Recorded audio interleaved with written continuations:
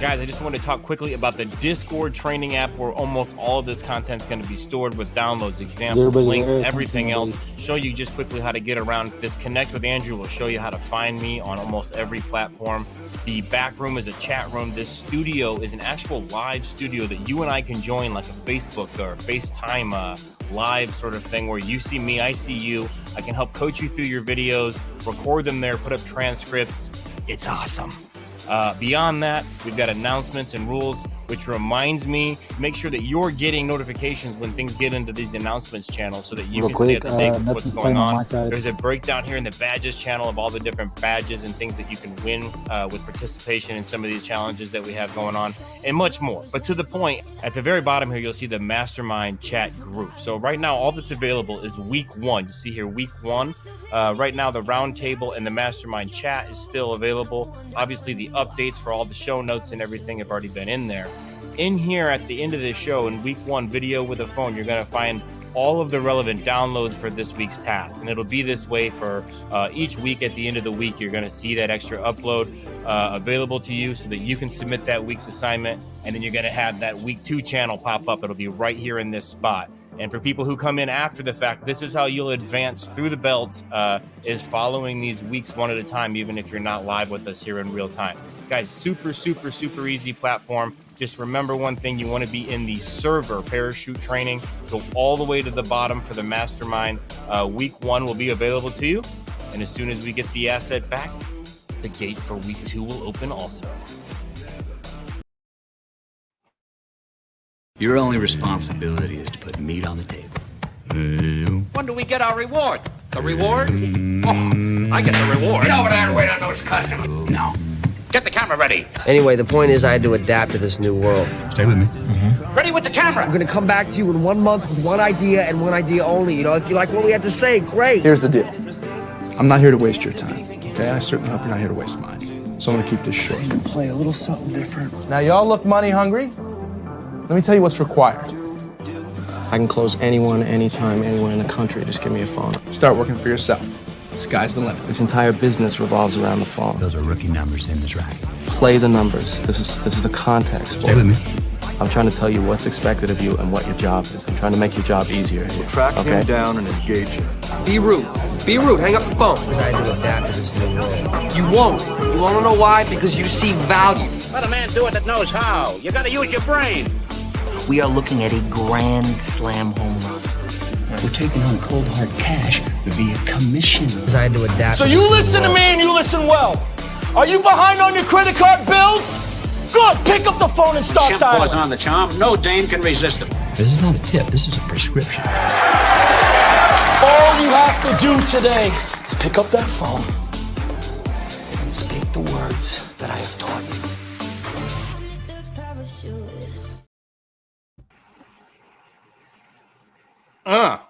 And we're live. So, guys, like my hype video?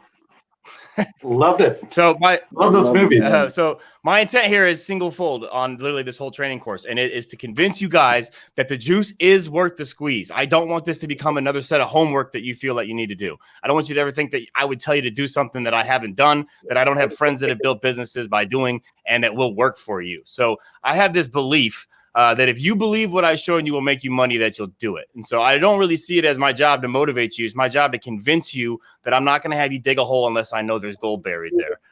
So I'm going to skip all the personal introductions and everything because next week we're going to get into a personal introduction video. I think it'll be a great way for us to all get to know each other. I don't want to waste anybody's time, so I'm going to burn through this as quickly as I can. So to get to the point here, guys, this is a business development course. I know some people will arrive here at this gateway with the knowledge that this is a video course, how to make videos. It's not a video course, it's a business development course. But what you're going to find is that the phone is an extremely key element to building a business, whether you're building ads, whether you're building customer response videos that keep you in touch with people, whether you're building content that gains an audience and builds an audience, or whether you're building content that'll mine appointments and referrals from that audience. At all points during the way, building content is that currency, that monopoly money you can bring to the situation so that you have something of value to trade for more opportunity to make car deals. So I'm going to get this going really quick. There's a very basic overview here. There's 5 chapters and a very quick overview. I want you guys to understand what we're going to be talking about is just how to crank this phone out of your pocket, whether it's you filming a testimonial, you filming yourself, you filming ads of different styles. It's all going to come up. It's a very simple technique to use your own phone to film yourself or your own phone to film somebody else. So that's where we're going to start. You guys ready? Mm-hmm. Yes, sir. Let's do it.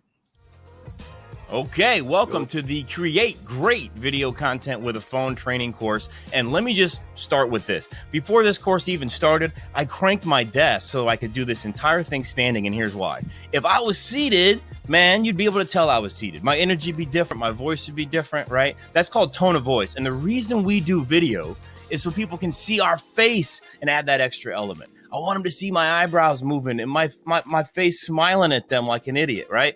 These are the things I use to make them like me. And tone of voice is in there too, right? So you can't put that stuff in an email. And that's why you got to learn to not be afraid of making a video. You understand what I mean by that? If it was the 1800s and I only saw one photo of you in your whole life, be nervous. Because if you look silly in that photo, I'm going to think you look like that forever, right? So that part makes sense. But if you make a volume of video content now, it doesn't matter if you have a bad hair day because people know what you really look like.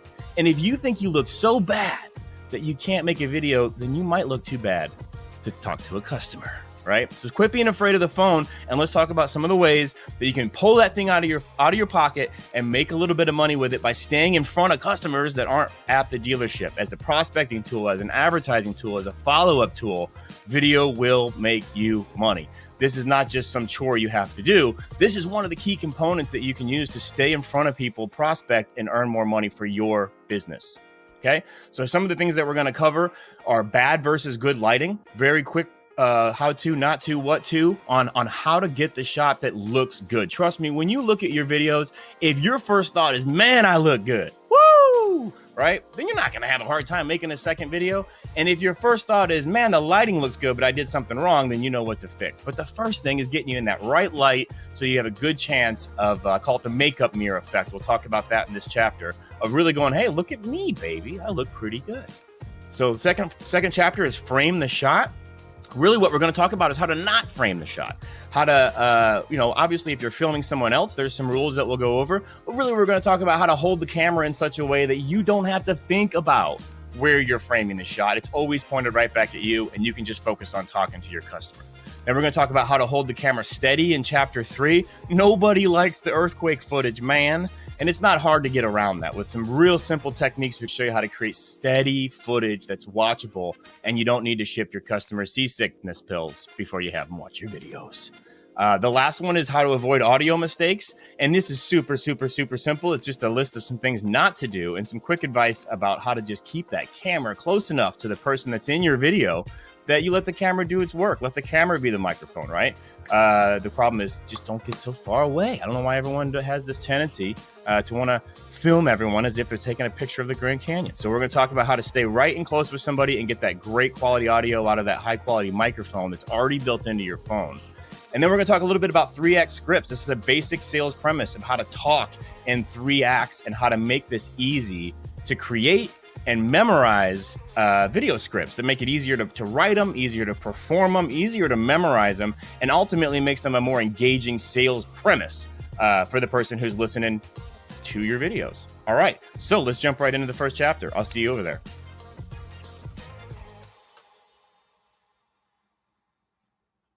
Cool. So I know some of you guys have already been around the horn on this training and seen some of this stuff. But again, you did watch the training and you know who I'm talking to and then make the same mistakes. So it's always good to sometimes revisit this a second time. It's very simple.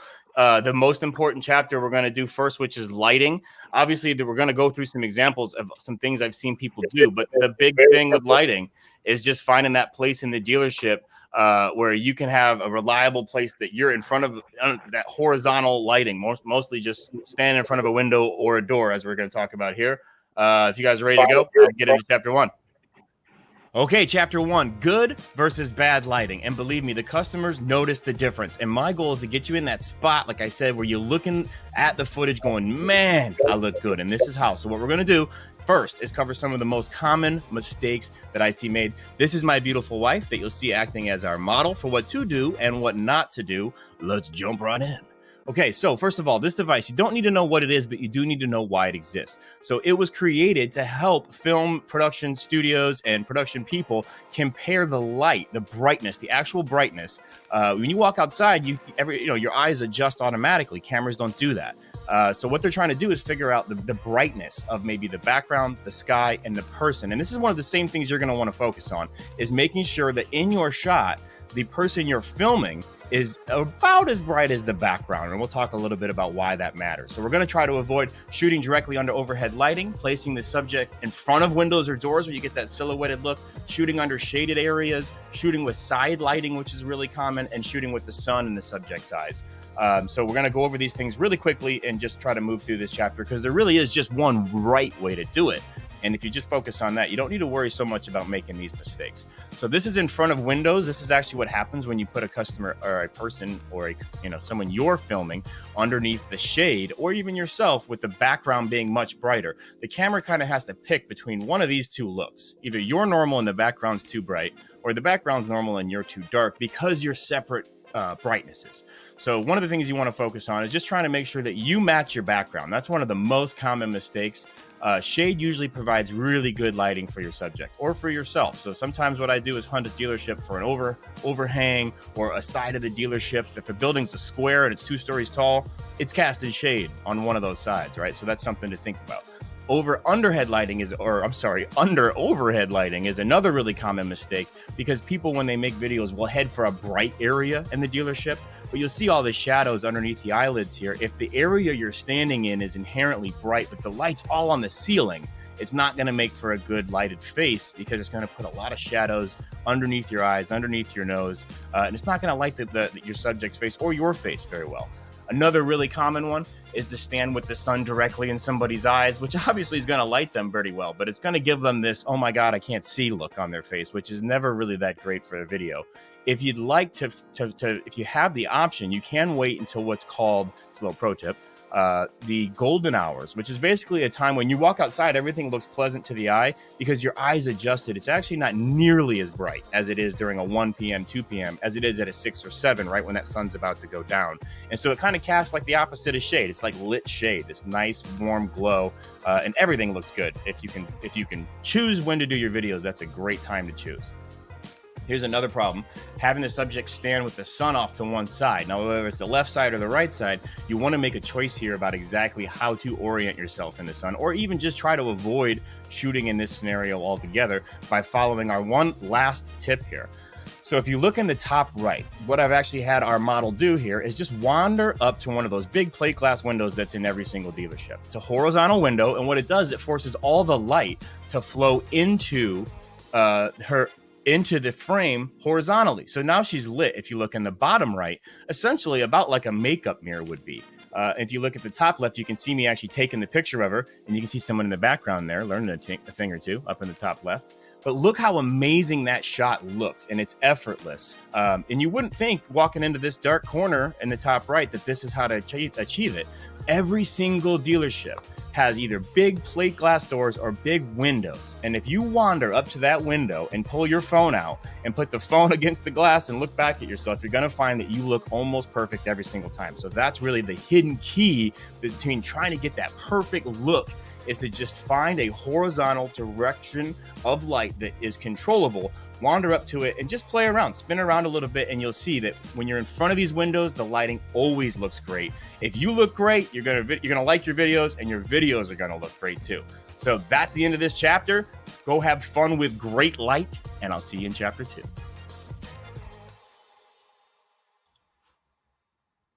Guys, so light is huge, man, huge. Joel can speak to this. Joel, you started off making a few videos that were in some sketchy light. How much did you personally like the videos more once you had a chance to see them 100%. lit right?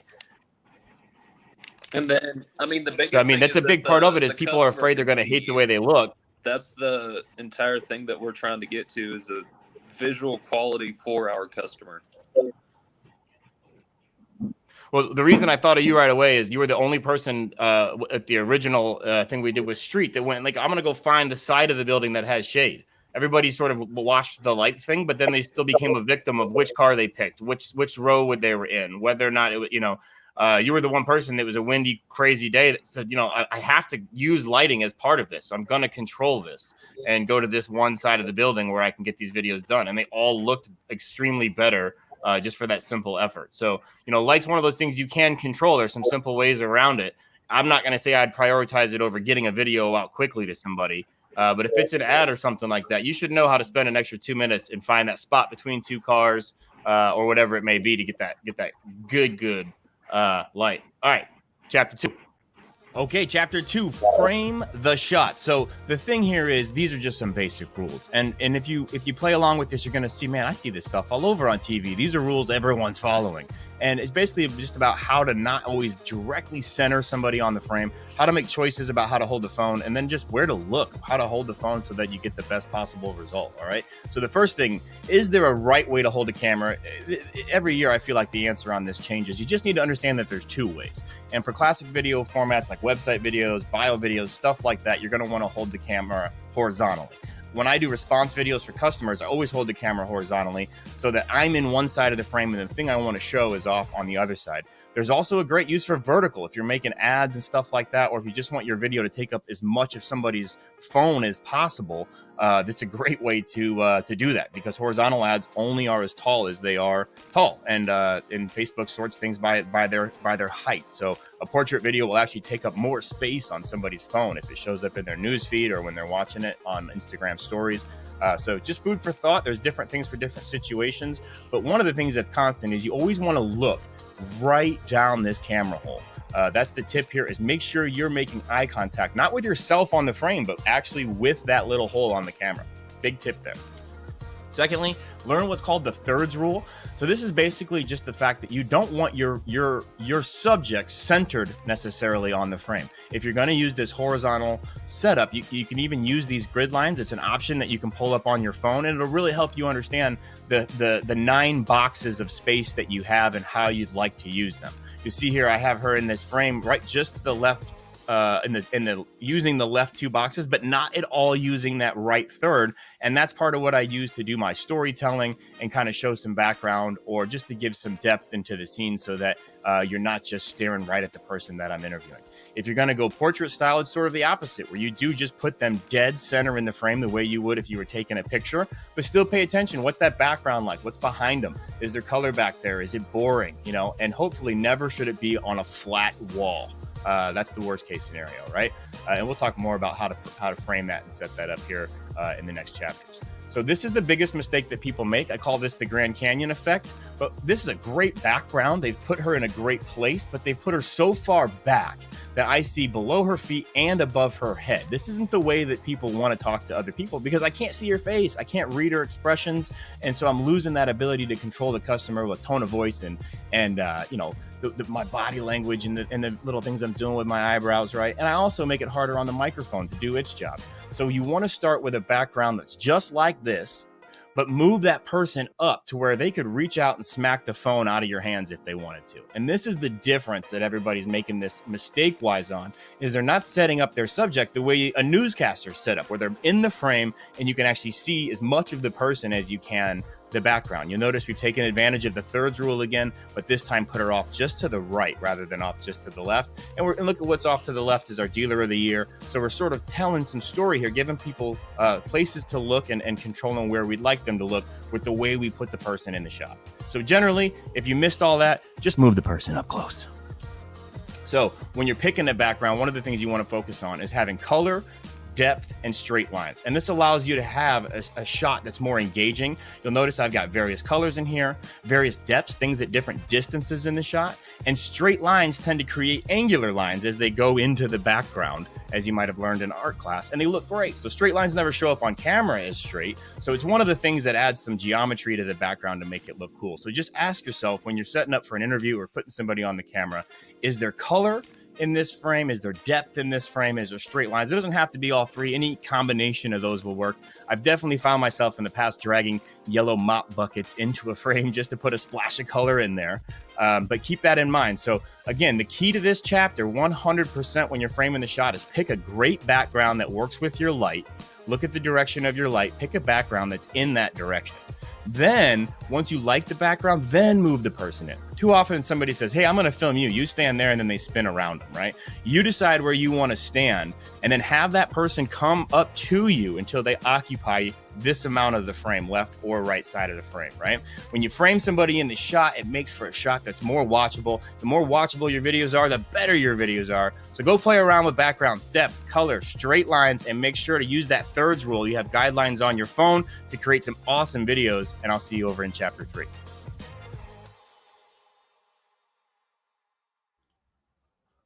Okay, so this 100% by far 2,000 times over is the #1 most repeated mistake. Out of everyone who's ever started this, it's like the Matrix. I've seen a lot of people try it. I've never seen anybody get it right on the first go, except for Ruben, which he also, like he hired a camera crew to follow him. His was so steady, which I got a clip of it later, so we'll talk about it. But so this is a very, very specific technique. I've seen a lot of people video themselves, and there is a chapter about this, but I want to preamble this so that when I talk about this, you understand what I mean. When I say hold the phone as far away from yourself as physically possible, I mean, if this is good, this is better. And if that's good, this is better. And if that's pretty damn good, then this is how to do it, right? And Joel actually is the one that said to me the revelation here, which he goes, oh, you mean you're talking about like a bow arm? And I realized, yes, that's the point. That's what I was actually missing. And so we're going to talk more about this here at a later point about exactly how to get this done. But this technique is very specific. Your phone should be at a 90-degree angle so that the lens is on the outside. And it's looking right back down your arm. If your arm always leads back to your head, the key advantage here is that now when I want to show somebody something, what I'm showing them is actually off to my left, as opposed to if I put my hand out in front of me, it's behind me. It's kind of hard to sell something behind you. If I put this all the way over to the right like this, then what I'm selling, I'm gesturing just off to the front edge of myself. So I can look at the customer and I can look at the car. But like Joel said, this is a bow arm. So if I was shooting a deer, I'm not going to aim out in front of me like I would with a rifle. And if I was changing my direction, I would change my whole body. And that's exactly the technique that you'd want to have for this. So your armpits locked, your shoulders locked, your fingers are two on the back, 2 on the edges, and they're vicing that phone so that you're not panning it left or right. You're just pushed right back down your own arm, right back at yourself. So anyways, this is the visualization, and this is the technique to practice. Once you've taken out the videoing of yourself, then now all you're doing is acting. Now this isn't a harder thing to do than leaving a voicemail. Okay, so that's the point you want to get to. And if it takes pulling that phone out, if I'm walking to get keys and I don't consider myself an expert at this, I'm definitely getting the phone out on the way there just to see, can I keep it steady? Am I doing it right? Am I practicing? Am I getting it down? And when you see Ruben's clip from later, you're going to go, okay, so, it's possible. Unless he did hire a video crew, which I'm not sure anybody's fully gotten to the bottom of yet. All right. Chapter 3, hold steady. So this is a technique. This isn't even a chapter. This is a technique. And if you learn this technique, you're going to find that you don't have to think about holding the camera steady. You don't even got to think about where you're aiming the camera because the camera's always aiming back at you. And you see my wife here demonstrating this technique, locked elbow, locked shoulder, and a good solid grip on the phone so that the phone is always looking back down your arm back at you.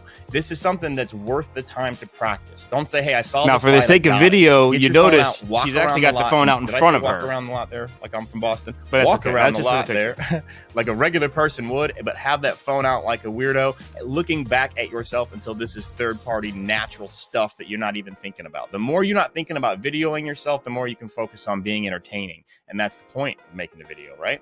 So, first thing. Move slow. Don't be in a rush. That one seems obvious, but most small movements, fine. You can move left, you can move right, but what videos don't like is jerks and sudden changes of direction. Slow is steady, and steady is smooth.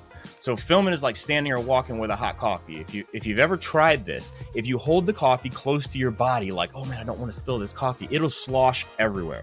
But take a cup of coffee and hold it as far away from your body as you can, and notice that it almost doesn't slosh at all. You can, almost sprint across the showroom floor with it and it won't slosh. If you hold it close, everything that happens to your hips gets imparted onto that cup of coffee. Well, a camera's the exact same way. You got to take this part seriously. This is I spend more time correcting people and coaching on this particular thing than any other one thing. You have to hold the camera imagine it, that I'm trying to hold this camera as far away from my body as I can. Not the comfortable amount, not reasonably far away. As far away as I can. Extend your elbow, extend your shoulder, and you're going to find that when you do that, you've taken your arm and created a selfie stick that's in your hands at all times. And that's the important part. No one's carrying a selfie stick around with them all day. And I honestly think that this looks better anyways when you get the technique down. So once you're doing that and you're looking back at yourself, or if you're filming someone else, this is just a very quick tip. Rather than try to manage the entire frame, manage that space above and to the left of your head if you're looking back at yourself, or at their head if you're filming some other subject. This is the simplest way to make videos that don't shake and don't chase the subject all over the frame. Who cares what's happening on the bottom side of the frame? Who cares what happens on the right side of the frame? If you've got your subject's face in focus and pinned into those two average distances in the top left part of the frame, or if they're on the right side of the frame, on the right side of the frame. But if you just manage those two edges, you're going to have a much easier time with your eye than looking all over the frame and trying to play videographer the whole time. So just manage those edges. It'll make sort of operating a camera on the fly much, much easier. And again, if you get this technique down right, you don't even have to worry about managing the edges because the camera's always looking right back at you with a little space above your head and a little space to the side. So this is the technique. Now, this isn't the perfect example of it. If you'll notice, I did this to look good for the cover, but she doesn't have her arm slack and she doesn't have her elbow slack. So we're going to use this as an example of what not to do. This is what I think most people try to do, is just sort of hold it out there generally, which can look okay, but you want it to be as far away from you, both so that you're in the frame more tightly and you're not cropping your own face as you move around, but also just so that it's still and there's no shake and that you don't have to think, should I aim left? Should I aim up? Should I aim right? You're just holding it out there like a satellite that's following you. And when you practice this technique, it allows you to sort of gesture off to the other side of the frame with your free hand and walk around the lot and show people things, different cars, different trims. It allows you to do something with the video other than just talk. So it's a really important technique that's worth the time to practice. So one of the jokes that we came up with here is that if you imagine when you fire a bow and arrow, you extend that arm, you lock that shoulder. But also one of the things is if you're firing a bow and arrow, and imagine this, and you're looking at your lead hand, you are looking to the left. So when you hold a camera for a selfie style version of this technique, what you want to have is that camera actually held to your left the way you would if you were shooting a bow and not out in front of you looking back at you. So imagine your shoulders pinned, and when you want to turn and talk to the customer, you're actually turning left with your head the way you would if you were preparing to shoot a bow and arrow. Okay, so both the locked arm and the turned head are the key to understanding how to use this technique. Fully extend your arm and look left at the customer and straight to look at other things, and you're going to find it super easy to create engaging videos that customers love, and they're easy to make. Can't beat that. See you over in chapter 4.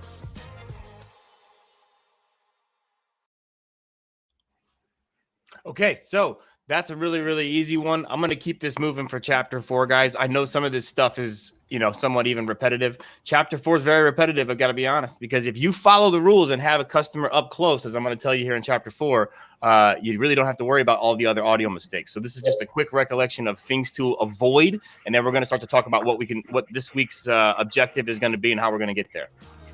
Welcome to chapter 4, how to avoid those common audio mistakes. I almost didn't make this chapter. If you follow all the guidelines that have gotten you to chapter 4, you won't have a problem with audio ever again. But audio is one of the most common mistakes that you see or find on videos made by amateurs. And so let's talk about how to make sure you're not one of those people. Perfect. So again, you don't need to worry about what this device is. You don't need a device like this because you have a $1,500 cell phone in your pocket that's designed around a fantastic microphone. So all you've got to do is focus on the environment and how close you get that microphone to your subject, and you're good. You're so good. You don't have to worry about nothing, okay? So just avoid gusty winds. Now, again, winds of any kind, a steady, consistent wind you can work with. A gusty wind is very noticeable on camera. And then it not, and then when it comes back, people, they don't like it, okay? And it'll interrupt you too and kind of interrupt your thought process because you can hear it clip in the microphone. Service department noises, same thing. The reason that they're just so distracting is you don't know when they're going to occur.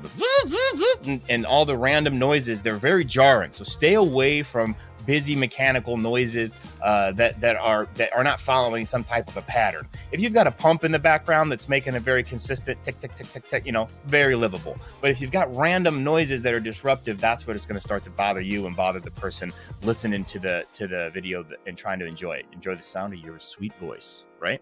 Roads and nearby traffic are another one. It's just sort of tacky and it doesn't sound good on camera to hear the whoosh, whoosh, whoosh or whatever it is. No road noise where possible. Just try to stay away from the curb. So overhead music is another one people forget about. If you're making an ad and you like the song that's on, rock it, baby. That just became your soundtrack, right? But if you're making something that you intend to edit, make sure to kill any background noise because that'll make it impossible to edit the thing that you're hearing without making it obvious that you've been putting your paws on the video track, right? So standing too far from your subject, I wish I could highlight this one. This is the #1 mistake, and generally the only thing you need to do to make sure you have great audio is avoid making this mistake.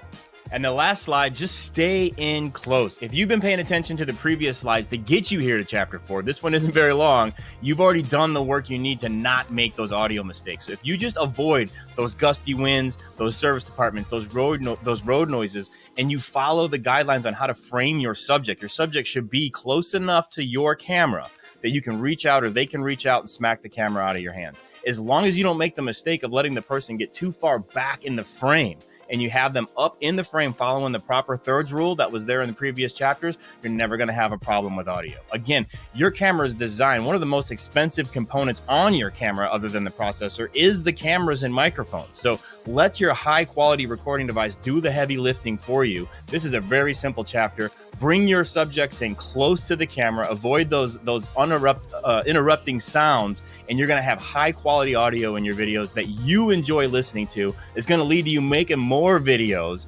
improving, because every time you make a video, you get a little bit better at it. And now you're going to make more videos, you're going to send them to more customers, and you're going to make more money, all because you learned how to do good audio. Awesome. Listen, this is an easy one. Don't make this mistake. It's simple. Just bring them close to the microphone, man. All right. I'll see you over there in the next chapter. So the reason that I left the audio file in, guys, because this is a mistake that bites you twice. If you don't get people far enough away from the camera, or if you keep people too far from the camera, you not only create those audio mistakes, but I know people in this thread currently, I'm not naming any names, that do a great job selling cars, getting pictures of their customer with those cars, but they're the Grand Canyon picture where the customer and the car are essentially the background. So put that car in the background, just as you saw with the example of my wife, and then have that customer come towards you. The customer should be 15 feet away from the car so that you have a photo like me here. And the car's over there, or where am I at? Car's over there. You feel what I'm saying? There's no reason. I don't care what kind of shoes your customer had. I care how happy they are, right? So let's feature their face and not their footwear where possible. Okay, so next thing I want to focus on, and this is just something that I'm jamming in here because this is a relevant place to put this. When you make content, and this is what this chapter's been about, and we haven't talked about what to make, what to say, why you're making it. And you should never make a video without knowing why you're making it, who it's for, where it's going.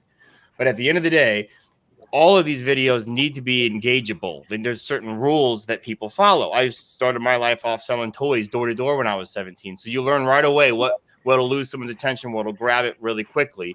And if you get off onto a part they don't care about on a sales premise, they're gone, right? So in a video, there's two elements to here. First of all, what can I perform easily? What can I memorize? And then there's what can I actually get them to follow logically. So what we have is basically the next course is about how to create and develop your own scripts, be them for ads, be them for anything. Be this just a better way to leave voicemail messages. Take this for the sales advice training that it is. So number 5, 3X scripts. So the idea is this. All of these need to come off as 3-piece problems. So when you describe to somebody what you're going to do for them in a video, it should always have either a problem or a premise. So here's the thing. Then here's the effort that either goes into overcoming that problem or creating that thing.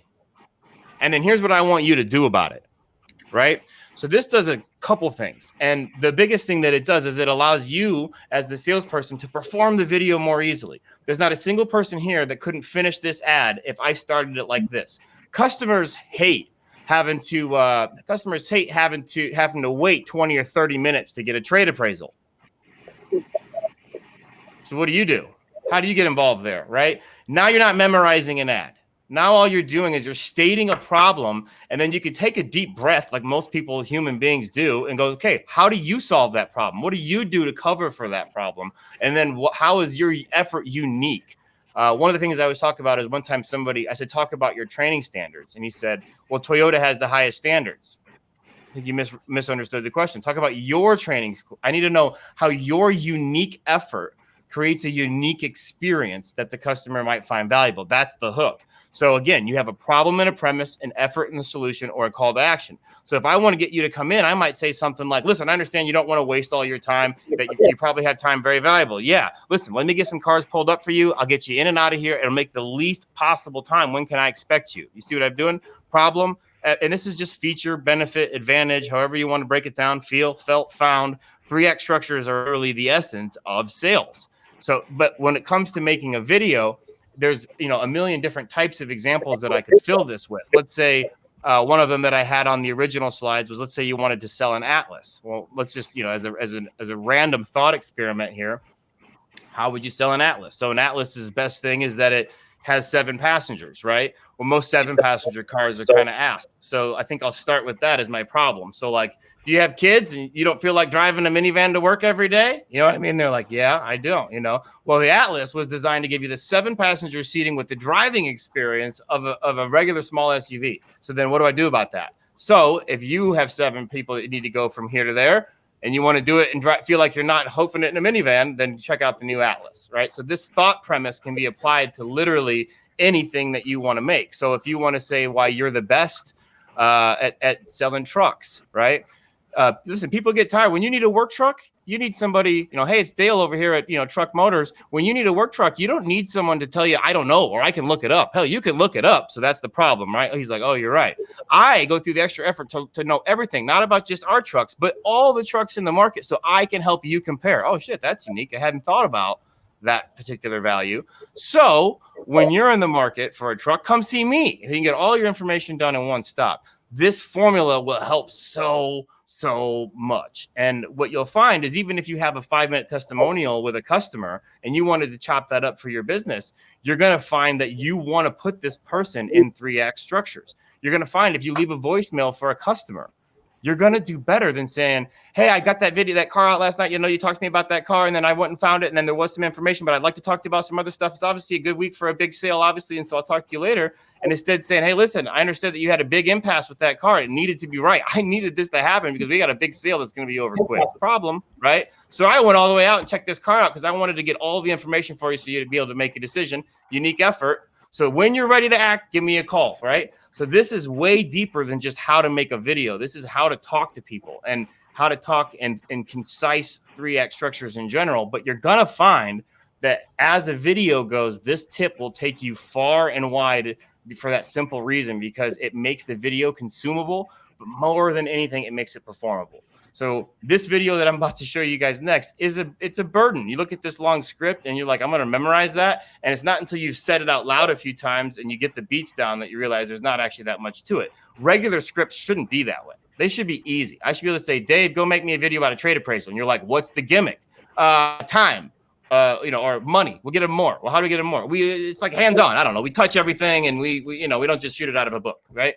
So whatever the hell it is. So if I gave you that and you needed to spin that into a negative, it'd be, listen, most dealerships tend to just shoot your bank values right out of a book. If your car's been in the garage and had never seen the outside or has less miles than it should, nobody knows. If you just put brand new tires on, they don't know. So at our dealership, sometimes the only way we can get your business is to put top dollar into your trade evaluation. And the only way we can do that is to do a hands-on appraisal that other dealers aren't willing to do. See how I got there? Problem, effort. So if you need top dollar for your trade, I do, then come see us. Well, we'll put in the work to get you money back or whatever, right? So this is a repeatable gimmick. So anyways, just follow the man here, the leader of the 90s. He had it all figured out back in the day. If there was a problem, I'll solve it. Check out the hook. It's too easy. Okay, so let's talk about the script. So this is going to be the script that we're going to try to get everybody to do this week. This is this week's assignment. What I'm grading it on is ability to hold the camera, for the camera work to be smooth, and for some of these beats to come off the proper way. That's why I started talking about Discord and how you guys are going to find some of the examples in the Discord. Also, as you make these scripts throughout the week, get them back to me. I'm going to be coaching them and making sure that you guys can see exactly how for this to come off. So I'm not going to bother reading this because I don't want you guys to focus on these exact words. This is actually just a set of beats that we'll talk more about here in a second. But I want to give you an idea of how this should sound. So let me give you a little best practice.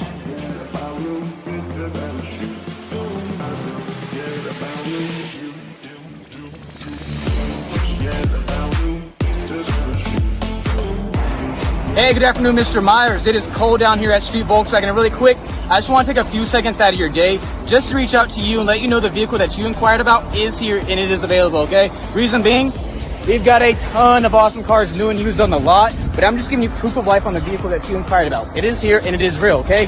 I've already took the pleasure of walking around the whole entire vehicle, 4 sets of matching tires, 2 sets of keys, no dents or dings. Car is extremely clean, all right? Now, let me know what time you're stopping by. It has been a warm day, so I'll make sure the AC is on before you get here, all right? One of my favorite parts, the car has just been freshly detailed, so it smells like a bathtub, just clean, rub-a-dub, right? Always double-check miles as well, because it is a used car and people do test drive them. So before you get here, the miles are 68,213, all right? Now, if you're wondering about this folder, well, I take pride in enjoying making sure my customers have an amazing experience. So if you have any questions, any concerns, if you want to compare trims, if you want to look at this model or that model, please let me know so I can put it in here, all right? I'm trying to make sure we get all your questions answered while you're here and you have an amazing experience, all right, buddy? So, again, it is cool at Street Volkswagen. I will be leaving at 6 o'clock today. If I did not hear back from you before then, I will call you to make sure you're A-okay and you have no questions or concerns. Please reach out to me. I am here for you, all right? Thank you. Boom. So nobody does it perfect. Cole showed an empty folder there and didn't smile at the end, but all the beats he hit were in line. And that's the important part, is that you get to a certain point where you understand the emotional triggers of what you're trying to construct. And you'll see where he ad-libs quite a bit, but he was working with me more than most. And so he had been through this like 6 or 7 times where I had coached him on one thing or another. So he felt comfortable enough. And that's how you can tell. Is the moment somebody stops thinking about the camera, all of a sudden the words come, and then on the 3rd and 4th and 5th try, they start to improv because they start to see, oh, the words you wrote didn't actually matter. It's that I move the conversation from place to place with these cues. So before I pop this script up again and scare you guys immensely, understand what we're trying to do is basically just built on the idea that we have your car. I want to respond to the thing that you want to talk about, which is this car. I wanted to show it because I know you care about it and you don't care about me. But what I want to do then is learn how to pivot and get that onto a point where I've got keep hearing the dog. That's probably my dog.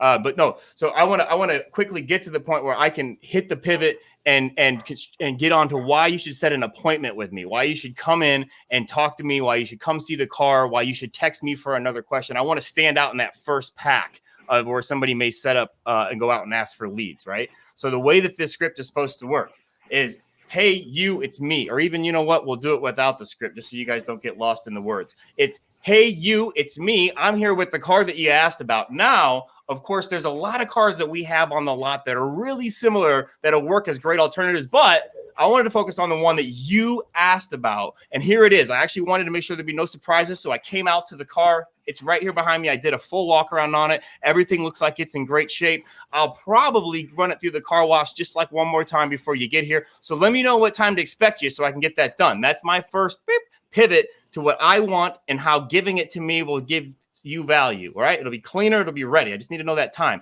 As I say that, it'll be the first time that I move. And we'll talk a lot about this here in these next segments. That's when I move over to get inside the car. As I'm climbing inside the car, I'm saying something about either the smell of the car, if it's pre-owned, or I'm checking the mileage. The big thing is here, there's a prop that shame on me for not having one ready, but there's a folder involved. In this folder, you have to understand how to use the folder as a prop. And you have to have the folder on the camera so that you can say, this is your folder. And in here, and you're treating it with a certain amount of, respect. In here, I'm going to write down everything you tell me.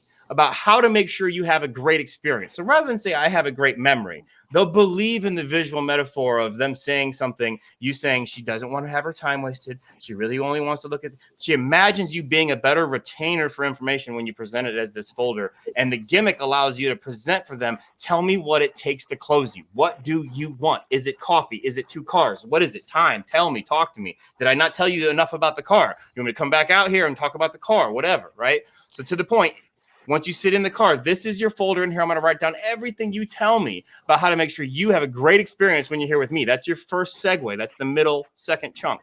Then you get back onto the car a little bit. Either smell it. You know, wow, actually, pre-owned car, this thing actually really smells great. I only say that because they don't all smell great. You know, this is your chance to smile, look like you're having fun. Make sure that you look believable during this part. On a new car, you might check the miles. Oh, great, this one's only got 87 miles. Sometimes these new cars have a ton of miles on them. This one's really truly a new car, and you can tell by the smell, right? At that point, you brought up the folder, and you check the car one more time. You notice there's 2 beats to each section.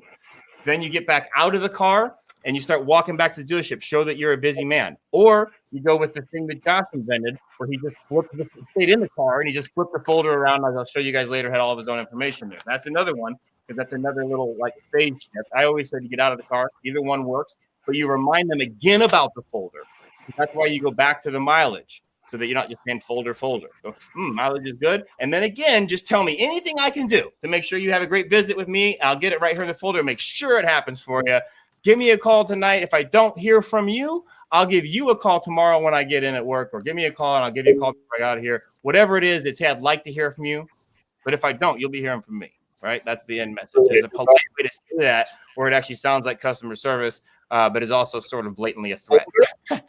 So again, hey, customer, this is me responding to your request for information. I'm out here by the car you inquired about. And now, of course, we have a great selection of vehicles that are great additional options, but I wanted to get you some proof of life on the vehicle that you asked about first. So here she is right here behind me. I walked out to make sure for you that there'd be no surprises with this vehicle. Everything's in great shape. I'll probably run it through the car wash for you one more time before you get here. You want to say that in a silly way. So let me know what time to expect you. This is an awesome color on the inside of the car, or here's the mileage. And you just work your way through here. And of course, all these scripts will be in here and available to you guys so that you can burn your way through them, after the fact and work with me on the side. So one of the things I want to focus on, we're going to get to here real quick. We're getting in the final stretch. I've gathered up some mistakes and aggregated them here. So you guys can skip ahead. And instead of sending me your first 4 or 5 videos, I'm going to show you some of the most common mistakes I've seen in the first class of people on this particular video project, and let you guys skip ahead a little bit. So first one up is, I believe, let me make sure I'm getting this right.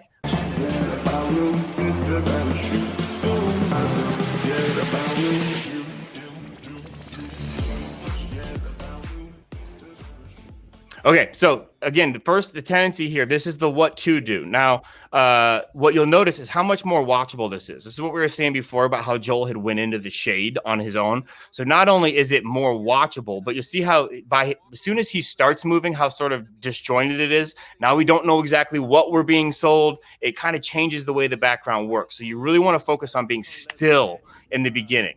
It's a lot harder to move around. Now, if you want to move around intentionally, shuffle to the back of the car to show off a set of wheels, which I think is what Joel was doing there, or make your way around to the side to show off a certain trim level, that can be accounted for. But there's no reason to move. You just want to be stationary right in the beginning of the frame. It makes it easier to film yourself, but also the point is the car. And you want to keep in mind that for people, they want to see the face of that car. That's what they imagine being the car, is actually the face. So don't shuffle around too much. That was a common mistake, is as soon as people started the video, they started moving. You want to practice moving with the camera because you have to, but it's not a moving video. So again, this is a good how-to example here with Christian. And you'll notice he sort of hacks together how to pull this off. He actually backs up all the way to the car. So the car is not only framed right, which is what we're going to talk about next, but it's set up in a way where he kind of keeps things, as he backs up to the door, he keeps it easy to watch what he's doing. So again, next thing that I want to talk about is actually framing the car and actually how to put that car behind you. This by far was the second most common mistake. You can't get the car framing right if you're moving around. So you got to get the don't move before you can get the.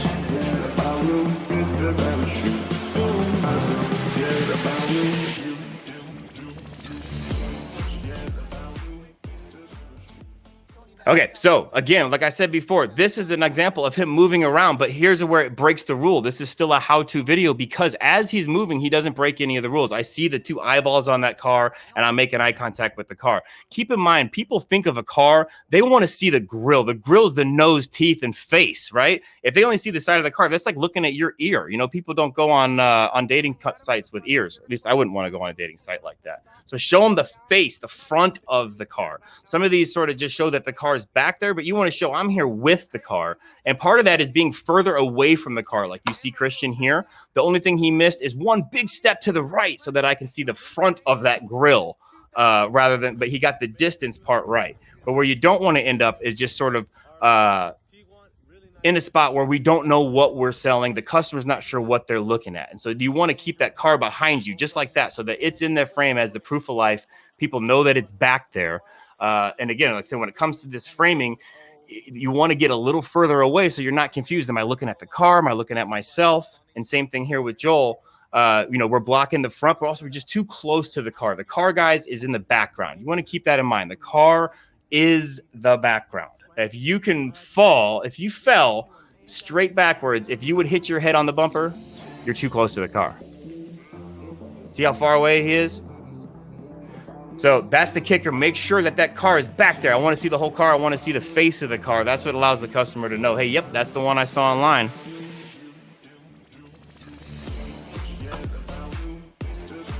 Okay, so again, when we do these videos, guys, we're standing next to a car, so it's very easy to get distracted, think we're selling a car. The car has nothing to do with it. The car is just the reason that they showed up. We're selling appointments, and the product is ourselves. You've got to make sure that you're using your eyes, your nose, your face, your excited eyebrows, and all of your personality to make somebody decide that they want to come spend 2 hours with you. I mean, not everybody shows up to buy a car, but they do have to give you that time. Now they're stuck with you. They know you're your sales guy. Clocked on, baby. You better make them pretty sure that you'd be a cool person to hang out with for 2 hours. You know, I've had waiters that I thought, man, I'm not going to like this meal as much as I thought. Don't be that waiter and don't let them get that idea about you ahead of time. So we're going to talk a little bit about smiling and presenting yourself as much.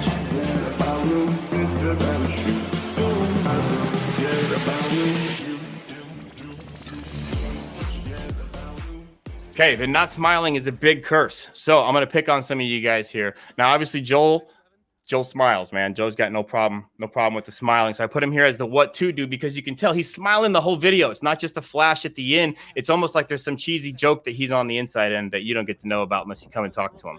These other ones, these are the no sunglasses. Guys, you'll notice there's no way to look friendly in a video with sunglasses. If you look away from the camera for a second, you look dishonest. And if you wear sunglasses, you look like a smuggler. It's just the way it is, okay? So at the end of the video, I'd like you to be smiley the whole time. But the part that you have to be smiley for, the part you absolutely have to be is the end. That can't be the last frame. I paused all these on the last frame. The customer is going to have this burned into their mind. So when I tell you to smile like an idiot at the end of the video, I mean truly smile like an idiot, like a dummy. Let it linger, like you're trying to take a picture. Like when you're done with the video, you take a selfie for them, basically. And then the hitting of the camera is the stop. Take a breath, take a beat, and hit them with a real smile. This, at the end of the day, is your currency. And you can't wait till the end of the video to flash the brights. But at least do it then, right? So I brought Donnie in because he just can't, he's like cheating. Put the brights on people, guys. Show them how much fun you are. And the smile is how to do that.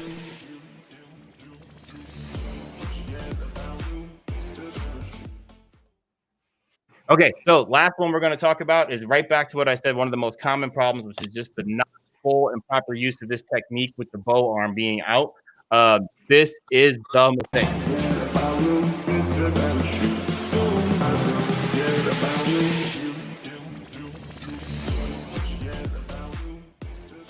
Okay, so selfie style. Again, if you guys are at the Grand Canyon, I want a picture of you looking backwards. I want the Grand Canyon behind you. But when you're selling customers, I want exactly what you see Ruben doing here. Look at this. It's like a miracle. I'm not even sure how he does this. He does this little shuffle right here. Look at him. He takes a big deep breath. But do you see how, because of how he's holding the camera, not only is he looking to the left, but he's not even thinking about, hey, should I pan left? Should I pan right? Should I pan up, down? There's no thought of technique because the grip is right. He's holding it right. That's the right way to do it. The moment you get off of that, look, even getting into the car was smooth. This is easy to watch. This is a technique that produces an effect, right? I've got a friend that makes FIFA videos. We edit the replays in a special way. Now his channel blows up. People like stuff they've never seen. They're as tricked out by this steady cam thing you're doing as you are, right? What you don't want is this, where you're literally filming yourself. You're panning left, you're panning right, you're not entirely sure. And I'm picking on him here. He was still trying to memorize the script, but this is a good example of there's no reason to not just be holding the phone the right way. Same thing with Sterling. He was just working the script out. But again, now you're managing two things. You're trying to read the script and hold the phone. Take the phone out of it by just holding it satellite style, like you saw Ruben. That way you're thinking just about how to be entertaining, how to have fun, and not necessarily, oh, should I look left? Oh, where's my head in the frame? Should I pan up? If you're panning up, looking left, you're already in the right spot. This is a good video. He's got it stable. The reason I showed this is he's actually above his eye height, which is what makes everything so awkward.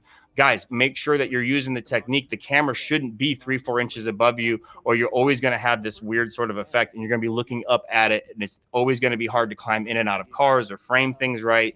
So just focus on letting the camera be out there. You're not necessarily controlling the camera. The camera is just sort of there witnessing what you have going on. So this is the same thing where in the beginning you can see he's panning left, panning right. He actually got this down. He went and practiced this for a whole day. And honestly, that's all you'd have to do. Like I said, if you're going to walk back with a set of keys, do it with a phone in your hand and practice this technique of having this thing out here. It looks cool when you can stroll between a couple of cars. And when you have this technique down, maybe you start the video by explaining how rare a car is. Bam, you spin around, there it is. There's something to be said for adding that extra package into your videos. But don't discount that the reason to do this is you can't be the actor and the cameraman, right? Take the cameraman part out of it. Just let the phone look back at you, do the performance as the actor and not have to think about it. So again, this is an example right here of what to do. You see he's not only smiling, he's pulled the car into the shade. He's got the folder there as part of the gimmick. And he's excited. There's a big smile coming at the end, I'm sure of it. So the last thing that I want to talk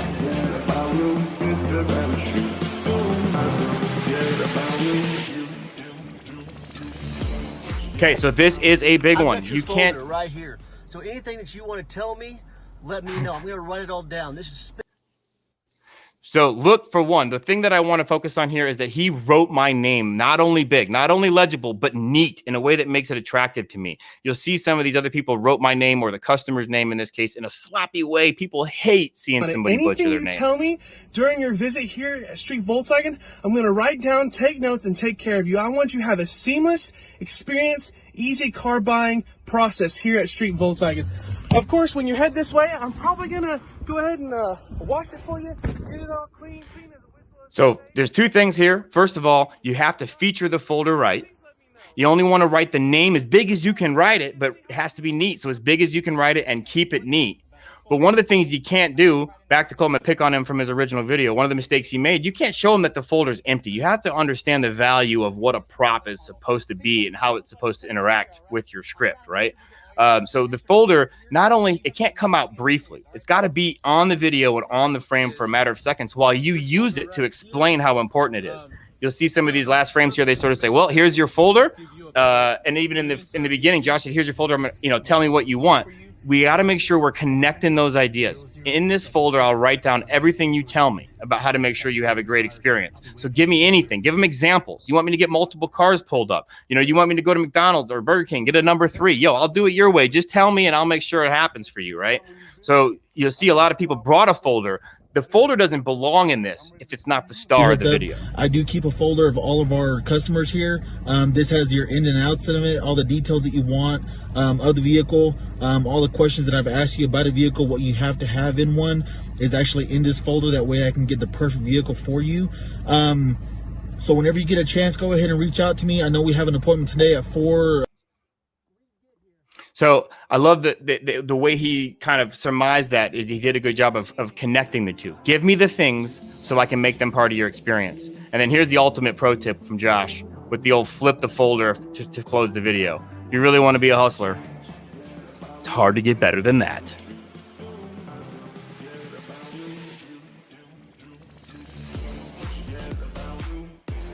Okay, so again, can't overemphasize the use of the folder, guys. It's so important that you look at it, you believe in it, you're referencing it when you're telling people, give people examples of the types of things you can add to an appointment by giving you a time, and understand that if they say, well, you never even checked if it was all-wheel drive, but you got them. That's what you want. They gave you another piece to go back out to the car, make another video. Oh, silly me. Yeah, it does have all-wheel drive, and just wind the whole thing back up. This is just about getting in that discourse back and forth with people, you know, and don't undersell the value of the folder. Like I said, there's no point having the folder if the folder is not the star of the show. Don't drag it out there and say, "Yeah, it's got a folder here too."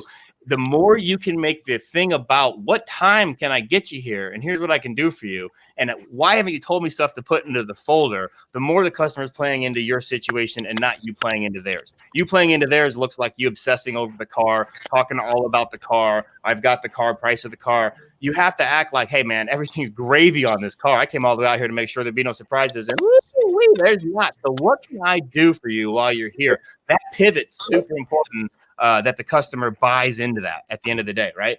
So let's talk a little bit about, get out of here. Let's talk about this week's task. Again, is to make this video super easy. Hey, you, it's me. I'm out by the car that you talked about. Obviously, we've got a lot of selection on the ones just like it, but I wanted to get you some proof of life on the vehicle that you asked about first. So here it is. Just did a quick walk around to make sure there's no surprises. Everything looks like it's in great shape. I'll probably wander through the car wash for you probably one more time just before you get here. So let me know what time that is so I can get her ready. But open it, you know, make your way to the inside of the car, get to that folder the moment you land at the car, and then get right back into checking the car. Hey, the miles look great. Then bam, you're out of the car, or you're flipping the folder around, one or the other. And like I said, the big thing here is that when you're done with these resources, or when you're done with these assets, what I want you guys to do, and this is true for anybody, is make sure you're connected with me on Messenger. The turn-in process for these things is going to be for you to hit me on Messenger. I'll coach the video. If it's not where you want to be, I'll get you right back on target. And then once you get one that's rubber stamped, I'll post it in the Discord for you. And this is an evergreen approach. So this could be 6 months from now. You might be watching this video. If you get that asset in the Discord or sent to me on Messenger, I'll approve it. Once it's rubber stamped, you'll get your badge in the Discord, you'll get your belt, and the week 2 challenge will open up so you can make your way through the course just like we are now in real time. So guys, for you guys, most of you have already been, we are all connected on Messenger. So please get these videos to me early and often. Get me one in the morning. I'll coach it. You can do another one in the afternoon. This is a video that you should be making for every single customer that you have. There's no reason not to. It helps you stand out. Joel, you can speak to it. I know Cole's already had some successes just because you guys have told me. You know, this is a way to make money, and not just make money, but have customers point this out to you when they show up that like, yo, that was really cool. Am I wrong? Am I lying? Cool. I know. No, 100%. I hate being a liar. I don't want to be a liar.